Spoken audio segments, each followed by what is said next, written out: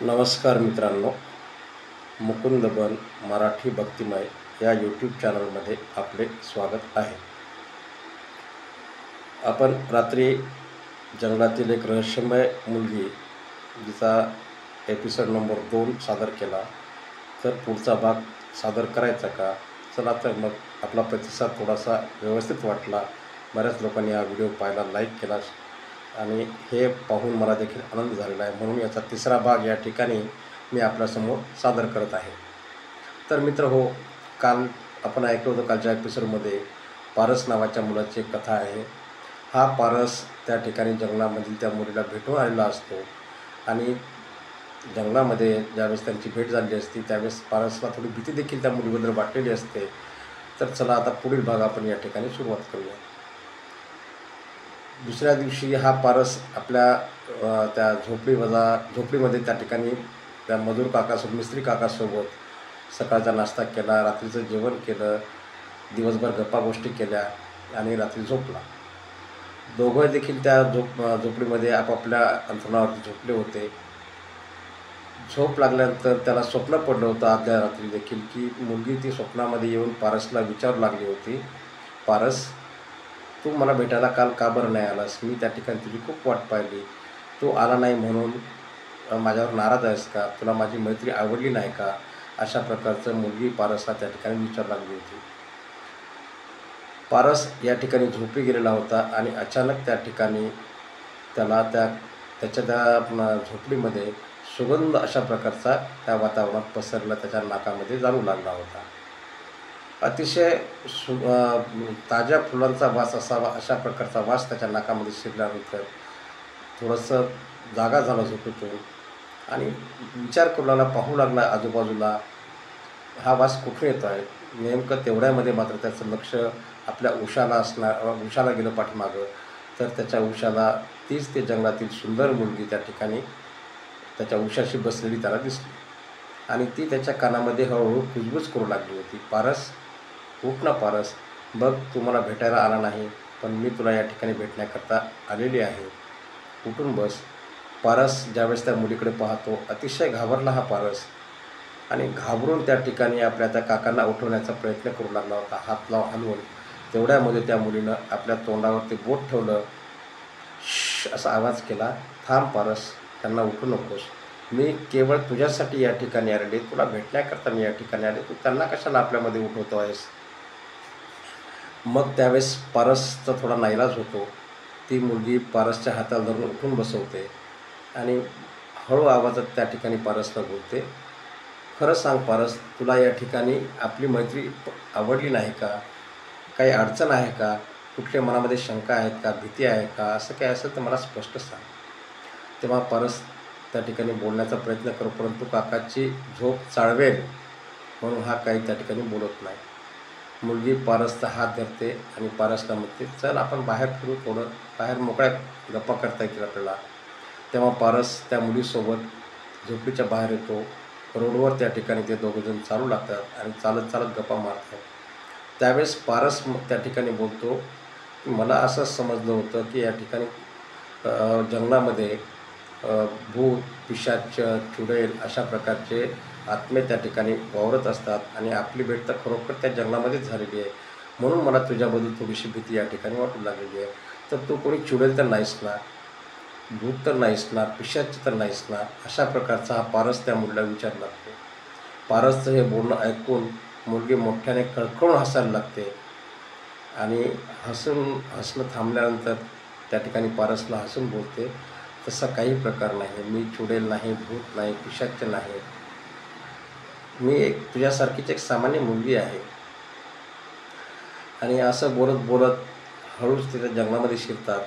मुलगी पुढे, पारस मागे, करत करत करत त्या ठिकाणी त्या देवीच्या मंदिरापर्यंत जाऊन हे दोघेजण पोहोचतात. आणि देवीच्या मंदिरात ज्यावेळेस पारस मुलीसोबत बसतो त्यावेळेस मात्र मनातील भीती अचानक पारसच्या नाहीशी होते. त्याला प्रसन्न त्या ठिकाणी वाटू लागतं, आनंद व्हायला लागला, मनातील भीती त्या ठिकाणी पळून गेली आणि त्या मुलीबद्दल देखील थोडंसं आकर्षण वाटायला लागलं. मग ती पारसला त्या ठिकाणी मुलगी विचारते, पारस, जेवण झालं आहे का तुझं? भूक वगैरे लागलेली आहे का? पारस सांगतो, हो, सकाळी मी नाश्ता केला, रात्री पण जेवण केलं आणि जेवण करूनच झोपलो होतो. तेव्हा मुलगी म्हणते, तुला काही खाण्याची इच्छा आहे का? तेव्हा पारस त्या ठिकाणी विचार करतो, की या जंगलामध्ये ही एकटी आहे या ठिकाणी, तिचं घरदार आहे का? म्हणून हा विचारतो. तुझं या ठिकाणी कुटुंब आहे का? तुझं घर आहे का? तेव्हा ती मुलगी सांगते, हो माझं घर इथून जवळच आहे. काय खायची इच्छा आहे सांग, मी तुला आत्ता जाऊन घेऊन येते. तेव्हा पारस मुद्दाम तिची परीक्षा पाहण्याकरता अशी काही वस्तू सांगतो खाण्याकरता, खीर आणि पुरी मला आणून दे. असं ज्यावेळेस पारस सांगतो, त्यावेळेस ती मुलगी त्याला सांगते, तू थोडा वेळ इथं माझी वाट पहा, मी आत्ता घरी जाऊन ताजं ताजं बनवून तुझ्यासाठी जेवण घेऊन येतो. असं बोलून मुलगी अंधारामध्ये नाहीशी होते. पारस मंदिरात त्या देवीच्या मूर्तीकडे पाहत शांतपणे बसलेला असतो. थोड्याच वेळामध्ये मुलगी एक डबा घेऊन येते. त्या डब्यामध्ये खरोखर अशी सुंदर अशी खीर, ज्यामध्ये सर्व ड्रायफ्रूट्स असतात, काजू, बदाम आणि पुऱ्या, अशा प्रकारचं हा मनसोक्त त्या ठिकाणी पारस जेवतो. आणि त्या खिरीची चव तर एवढी काय आवडते पारसला, तिनं जेवढं काही जेवण आणलं असतं तेवढं जेवण हा पारस त्या ठिकाणी मस्त करून टाकतो. जेवण झाल्यानंतर बराच वेळ दोघंजण त्या ठिकाणी गप्पा गोष्टी करतात. त्यांची हळूहळू मैत्री वाढायला लागते. पारसच्या मनातील भीती देखील त्या ठिकाणी नाहीशी होते. तेव्हा पारस तिला विचारू लागतो, माझ्या मनामध्ये आणखी एक शंका आहे. तू जर माझ्यासारखीच या ठिकाणी मुलगी आहेस, तर मी तुला थोडा स्पर्श करून पाहू का? तेव्हा मुलगी आणखी हसते आणि सांगते, बोलते, काय हरकत आहे, बघ माझ्या हाताला हात लावून बघ, माझ्या गालाला हात लावून बघ. त्यावेळेस पारस तिचा हात आपल्या हातामध्ये घेतो, तिच्या गालावरून आपला हात फिरवतो. त्यावेळेस पारसला विशेष असं काही जाणवत नाही. आपल्या शरीरासारखंच तिचं देखील शरीर आहे. आपल्या शरीरात जसं तापमान आहे तसं तिच्या शरीराचं तापमान आहे. हाडामासाची एक जिवंत मुलगी त्या ठिकाणी आपल्यासमोर बसलेली आहे, असा त्या ठिकाणी पारसला जाणवतं. मग मात्र पारसच्या मनातील पूर्ण भीती त्या ठिकाणी निघून जाते आणि पारस त्या ठिकाणी परत विचारतो, तू जर भूत नाही, पिशाच्य नाही, चुडेल नाही, तर मग तू एक सामान्य मुलगी आहेस, तर मग चल मला तुझं घर दाखव, तुझ्या कुटुंबाची माझी ओळख करून दे.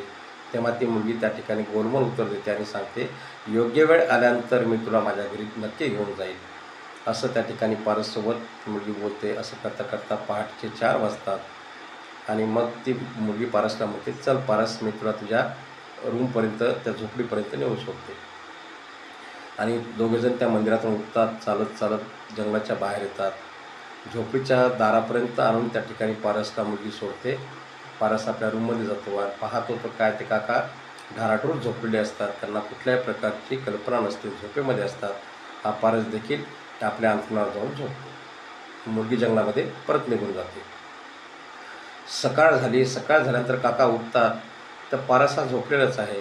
तेव्हा काका त्याला उठतात, अरे पारस, उठ उठ, उजाडलं आहे बघ, बाहेर सूर्य निघालेला आहे, किती वेळ झोपणार आहेस तू? तेव्हा पारस म्हणतो, काका थोडं थांबा, जास्त वेळ नाही, मला अर्धा एक तास आणखी झोपू द्या. तेव्हा काका म्हणतात, अर्धा तास फक्त वेळ आहे तुला, तोपर्यंत मी स्नान वगैरे उरकून येतो आणि नंतर आपल्याला आपल्या जेवणाची वगैरे सर्व तयारी करावी लागेल, तोपर्यंत तू झोप घे. असं काका बोलतात आणि काका त्या ठिकाणी ते आपले आंघोळ वगैरे करण्याकरता निघून जातात. अर्धा तास म्हणता म्हणता 1 तास झालेला असतो. 1 तासानंतर काका येतात, तरी हा पारस झोपलेलाच. त्याला हलवून जागे करतात, उठवतात. उठ बाळा पारस, उठ, किती वेळ झोपणार आहेस? अशी काका त्या ठिकाणी त्याला बळेच झोपेतून उठून बसवतात आणि त्याच्या चेहऱ्याकडे न्याहाळून पाहायला लागतात. तर काकांना थोडंसं विशेष त्यामध्ये काही जाणवतं. पारसच्या चेहऱ्यावर त्या ठिकाणी रौनक आलेली असते. चेहरा चमकदार दिसायला लागतो. लाली लाल झालेला चेहरा, गोरापान चेहरा, त्या ठिकाणी तेज त्या चेहऱ्यावर अधिक वाढलेलं हे काकांच्या लक्षात येतं. तेव्हा काका त्याला विचारतात, पारस, तू खरंच रात्री कुठे गेला नव्हतास ना? तेव्हा पारस म्हणतो, काय बोलताय काका, आपण रात्री या ठिकाणी दोघंजण बसलो, जेवण केलं, गप्पा केल्या आणि दोघेसोबतच झोपलो आणि सकाळी तुम्हीच तर मला झोपेतून उठवलं, मी कुठे गेलो? मग काका म्हणतात, तुझ्या चेहऱ्यावर एवढी लाली कशी काय? तुझा चेहरा एकदम उजळल्यासारखा का दिसतो? प्रसन्न चेहरा तुला दिसायला लागतो. तेव्हा पारस हसतो त्या ठिकाणी आणि खरोखर आरशात जाऊन पाहतो, त्याचा चेहरा अरक्त त्या ठिकाणी झाला त्या दिसतो. पहिल्यापेक्षा देखील सुंदर हा पारस त्या ठिकाणी दिसायला लागतो. सर्व काही विसरून त्या ठिकाणी पारस आपल्या स्नान वगैरे उरकून काकांना मदत करण्याकरता येतो. परंतु आपण कुठे गेलो आहोत, त्या मुलीची रात्री आपली भेट झाली, हे सर्व त्या ठिकाणी काकाला काहीच सांगत नाही. असंच करता करता दिवस जातो. सायंकाळ होते. संध्याकाळचं जेवण दोघंजण मिळून बनवतात, जेवण करतात आणि मग त्या ठिकाणी काकांना तर थोडा संशय आलेलाच असतो की हा पारस आपल्यापासून काहीतरी लपवत आहे. म्हणून त्या रात्री ते मिस्त्री काका काय करतात, आपलं अंथरूण पारसच्या अंथरुणाला चिटकून त्या ठिकाणी टाकतात आणि गप्पा मारत असतात. तेव्हा पारसच्या मनामध्ये भीती निर्माण व्हावी याकरता मुद्दाम त्या ठिकाणी भूताच्या गोष्टी त्या ठिकाणी उकरून काढतात. सांगतात, बाळा पारस, जंगलामध्ये रात्रीचं फिरणं अतिशय धोकादायक असतं बरं का. जंगलामध्ये अनेक अतृप्त आत्मे फिरत असतात, भूतं असतात, चुडेल असतात आणि कधी अचानक जर तू अशा जंगलामध्ये गेला आणि अशा आत्म्यांची किंवा भूतांची तुझी गाठभेट जर पडली तर मात्र त्या संकटातून तुला कोणीच वाचवू शकणार नाही बाळा. याकरता जंगलामध्ये रात्रीचं जाणं तू सोडून दे, असं त्याला सांगतात. आणि एक आपला अनुभव त्या ठिकाणी पारसला सांगतात. पारस, तुला मी एक गोष्ट सांगतो. माझे वडील देखील त्या ठिकाणी तुझ्यासारखेच साहसी होते. त्यांना कोणाचीच भीती वाटत नव्हती, भूतांना देखील घाबरत नव्हते. आणि एक दिवस मात्र ते असेच जंगलामध्ये गेले होते. जंगलामध्ये गेल्यानंतर त्यांना एक चुडेल भेटते आणि चुडेलची आणि त्यांची मैत्री होते. बरेच दिवस मैत्रीमध्ये त्या ठिकाणी माझे वडील त्या चुडेलसोबत मैत्री करतात. आणि एक दिवस मात्र अचानक त्यांची तब्येत त्या ठिकाणी खालावू लागते, अतिशय आजारी पडतात. अनेक त्या ठिकाणी आम्ही डॉक्टरांना दाखवलं, वैद्यांना दाखवलं, त्या ठिकाणी तांत्रिकांना दाखवलं. तेव्हा एका तांत्रिकाने सांगितलं की तुझ्या वडिलांवरती एका पिशाचिनीचा साया आहे. मग मात्र या ठिकाणी आम्ही घाबरून जातो आणि त्या आजारातून माझे वडील कधीच उठत नाहीत, त्यातच त्यांचा अंत होतो. अशी आपल्या वडिलांची कथा त्या ठिकाणी ती काका पारसला सांगतात. पारसला देखील थोडीशी भीती वाटते, ऐकून न ऐकल्यासारखं करतो आणि मग दोघंजण त्या ठिकाणी झोपतात. झोपल्यानंतर दोघांचे बिछाने त्या ठिकाणी जवळजवळच टाकलेले. पारसला देखील गाढ झोप लागलेली असते आणि जेव्हा पारसला जाग येते, डोळे उघडून पाहतो तर काय आश्चर्य त्या ठिकाणी. तर पारस त्या देवीच्या मंदिरामध्ये, ज्या ठिकाणी कालच्या रात्री त्या मुलीची आणि पारसची भेट झाली होती, त्याच मंदिराच्या त्या सभामंडपामध्ये ती मुलगी आपल्या उशाला बसलेली आहे. पाहतोय पारस, आश्चर्यचकित होतो. आणखी त्याला भीती वाटायला लागते आणि भीती वाटून त्या ठिकाणी उठून बसतो, खडबडून जागा होऊन उठून बसतो. त्या मुलीच्या चेहऱ्याकडे पाहायला लागतो आणि मनामध्ये अनेक प्रकारचे विचार पारसच्या येऊ लागतात. हा काय नेमका प्रकार आहे बरं का. ही जर या ठिकाणी भूत नाही, पिशाच नाही, चुडेल नाही, हिला या ठिकाणी काल आपण स्पर्श करून पाहिला आणि तिनं आपल्याला काल या ठिकाणी खीरपोळी देखील खायला दिली. जर हडळ चुडेल असती तर खरंच आपल्याला त्या ठिकाणी तिनं खीर दिली नसती. मग ही या ठिकाणी आहे तरी कोण? एखादी वनदेवता आहे, अप्सरा आहे किंवा आणखी काय आहे, चमत्कारच आहे, असा विचार त्या ठिकाणी पारस करू लागतो.